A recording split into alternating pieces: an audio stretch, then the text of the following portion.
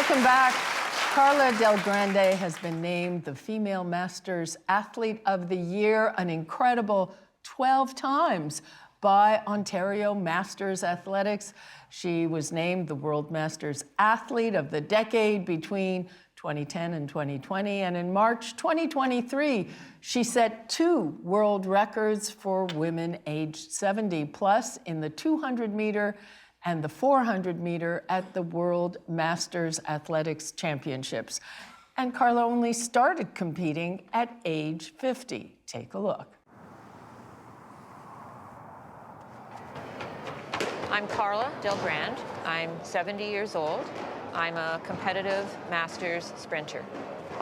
My events are 60 meters, 200 meters, 400 meters. Recently in Poland at the World Masters Athletics Championships indoors, I set 2 records for women age 70 and up. Karla Del Grande.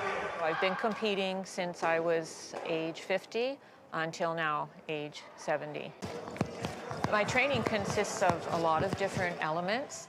So I started my warm-up with skipping because it prepares my body for the sprinting part, gets the knees going, gets everything kind of active. And then everything else is dynamic. So all my drills are movement, they're not static. So these step-ups are something that I do for strengthening.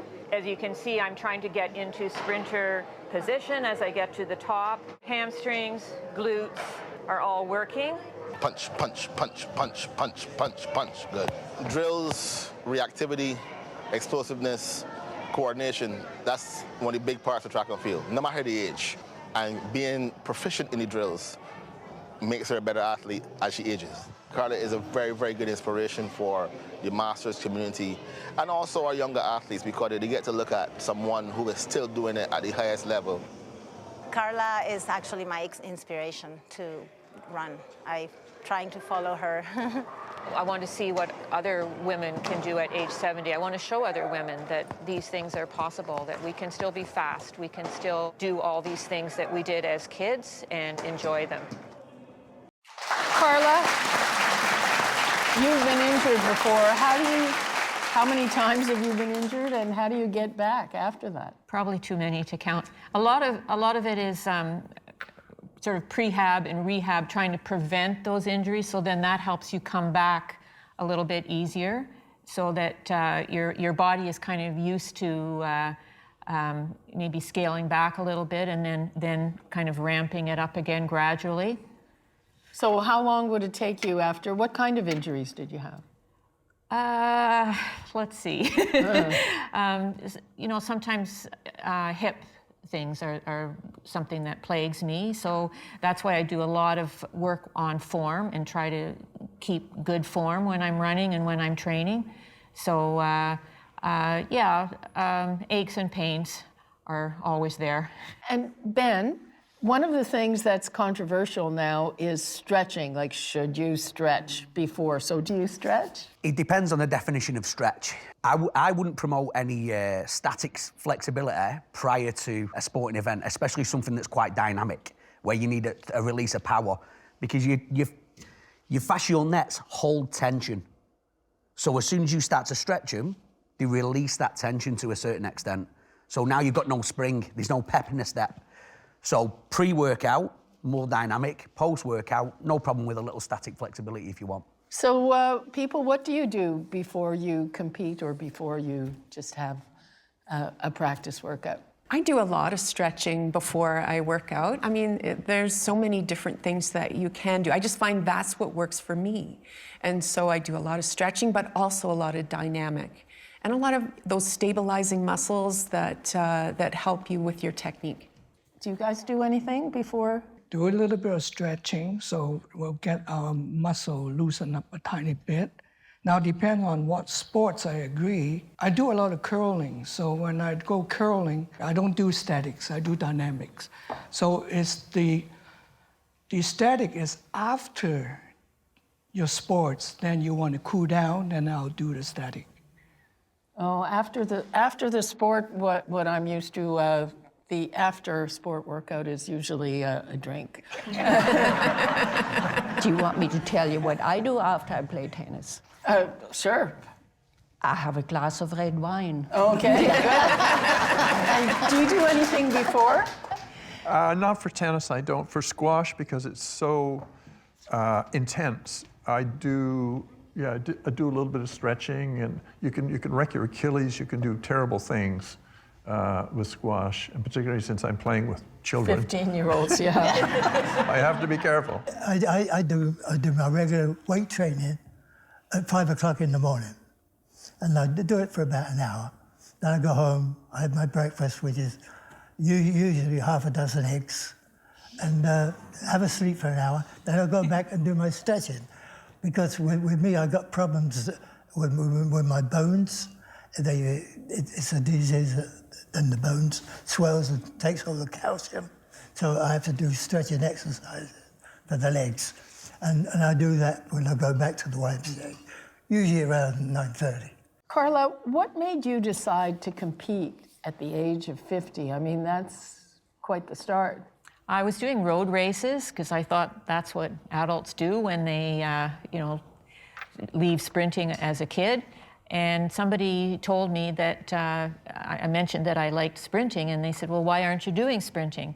I said, I didn't know that it existed for adults. So when I discovered that there was Masters track, I found myself a coach and thought, oh, this is what I really like to do, not the long, slow 5K, 10K, and half marathons and marathons, although I've done that. Sprinting is really what I enjoy.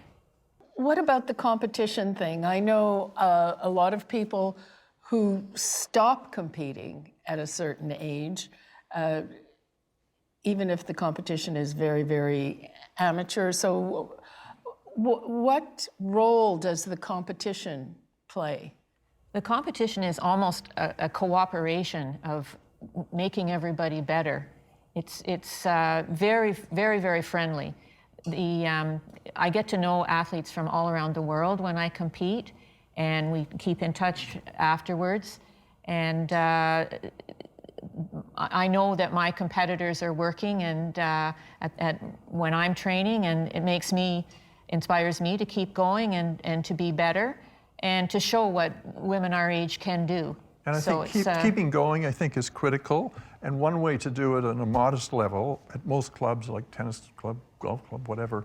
Anyway, tennis and squash, I'm on a ladder, which means you have to play. You're put in a box with half a dozen other people, and you have, 6 weeks to play those 6 matches. That's one way to keep going. The second thing is, I don't think, and this is kind of a theme here, don't let age get in the way. I remember turning 60, playing squash, and someone saying, oh, you ought to mind you're playing single squash. It's about the hardest thing there is in your body. And I quit for a couple of years, and I used to go to the club and I'd watch other people play and think, I can still do that, and it's a great sport. So I rejoined, got back on the ladder, and been on it ever since. Which brings us to the question of the mental energy to keep going and keep competing. Do you have to... Inge, we know, doesn't have to talk to herself. Oh, little do you know. What about the rest of you?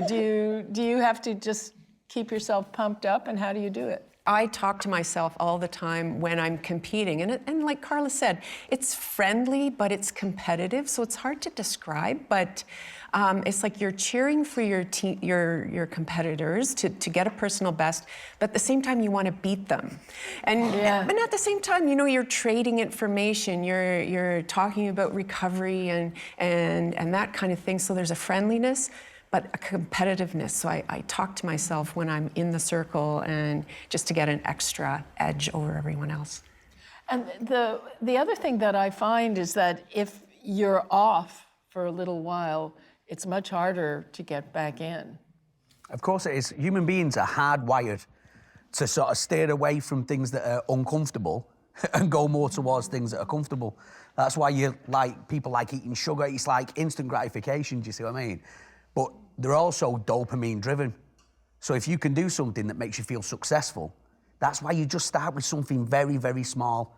Don't go crazy, start doing, oh, I'm going to change everything about me lifestyle. Start with something super easy. It makes you successful. You get a little dopamine spurt, and that will help you to keep going. Okay. And if you'd like to find out more about Canadian Masters Athletics, visit canadianmasters.ca, and we'll be right back with more of the Zoomer.